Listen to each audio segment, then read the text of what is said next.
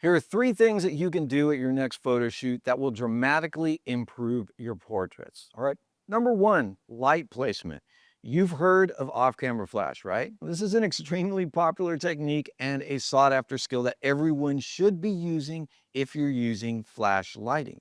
The main advantage of using off-camera flash versus using the flash mounted to your camera is the effect that off-camera flash has on the look of your subject.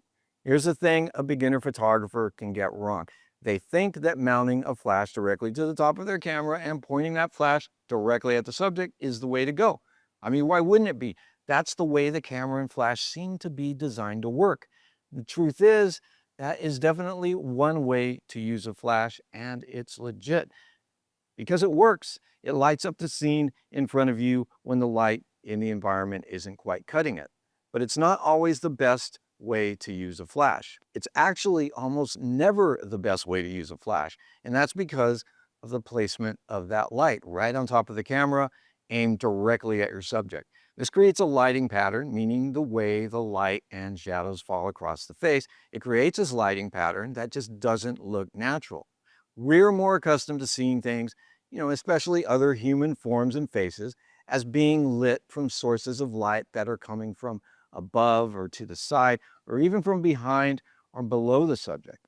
And I suspect that's because humans don't come equipped with lights beaming from their own eyes or from the tops of their heads to illuminate the world around us. We like to see shadows fall at natural angles, like you get from normal sunlight. Not directly overhead, harsh midday sun, but something a little earlier or later in the day. So it makes sense that the best placement for lights would be kind of high and to one side. And that's why I like to say, as a starting point, you should place your key light, the main light in the portrait, at the 45-45 position, which is to say about 45 degrees to one side of the subject and about 45 degrees above the subject's head, pointed down at the subject's face. And once you learn how to get your light up the camera and you know where to position that light, your portraits are going to improve dramatically when compared to just basic straight ahead on-camera flash. Now, there are ways to make on-camera flash work for you, and you can see one of my other videos for advice on that. Before we get to tips 2 and 3, I want to let you know that you can learn exactly how to set up your flash for portraits by downloading my free guide, the 10-minute guide to off-camera flash. This is going to get you on the fast track to taking beautiful portraits with your flash. My free bonus bundle also includes a very handy camera bag checklist, photo shoot notebook sheets so that you can sketch out your own lighting setups, and you'll also get a couple of model release templates that I use for my portrait shoots. Click the link in the video description below to get all of this for free. All right, tip number 2 is about background lighting. Now, another way to improve your portraits is by crafting your background lighting. Once you've got your key light all set up and looking good, lots of times a beginner is just going to get so focused on the subject and the subject's lighting, they're going to kind of miss the boat completely on the rest of the frame, including what's in the background. Now, this usually isn't a big deal when your background is just a simple plain backdrop, but sometimes even a plain backdrop needs a little extra lighting to help your subject really stand out.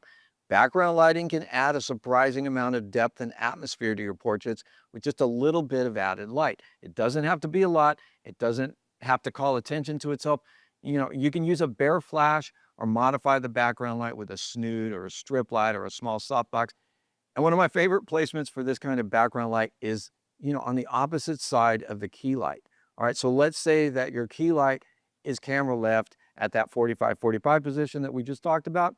Now you might place your background light on camera right and hit that backdrop from the side or from an angle. What this does is it creates a kind of gradient effect that makes the background feel more, there, and gives your subject some separation from it. Again, the background lighting shouldn't really call too much attention to itself, but when you add that little pop of illumination behind your subject, especially when you're shooting with a darker background, it can make a big difference in the overall image. The number 3 is about posing, specifically how the subject turns their head in relation to the light. One of the easiest ways to improve the look of your lighting is just to pay attention to how your subject's head is turned in relation to your key light. You've probably seen my videos on the 5 portrait lighting patterns: broad, short, Rembrandt, butterfly, and split lighting. But you don't need to memorize all of those just to get started. Really, once you've got your light set up in a good position, like that 45-45 setup, you can start working with subtle head turns to control the lighting pattern. And by that, I mean you can have your subject facing the camera straight on, and then with your key light off to the left, you're going to get a certain look. But when you have your subject turned slightly toward the light, you're starting to enter that short light territory, which is flattering for most people because of the way the light models the face from the camera's perspective. Now have her turn her head a little more toward the camera and away from the light, and you start to see that triangle of light under the eye on the far side of the face. That's your Rembrandt lighting. If you keep going, you're going to end up with split lighting where one side of the face is lit and the other is in almost total shadow. And this is a much more dramatic look, and it can really bring the drama when you do it right. So again, without changing your light setup and just by turning your subject's head and sometimes adjusting your own camera angle a little, you've got a ton of control over how the portrait feels. That's the power of understanding the relationship between the subject's pose and the light. All right, so there you go. 3 simple but powerful things that you can do at your next shoot to start creating more polished, professional looking portraits. Get that flash off your camera and into a better position. Add a hint of background light for some atmosphere and separation, and pay close attention to how your subject has her head turned in relation to your key light. Those small adjustments can make a big difference in the mood and quality of your images. Okay guys, I hope you found this video useful. Let me know in the comments and be sure to like the video and subscribe to the channel.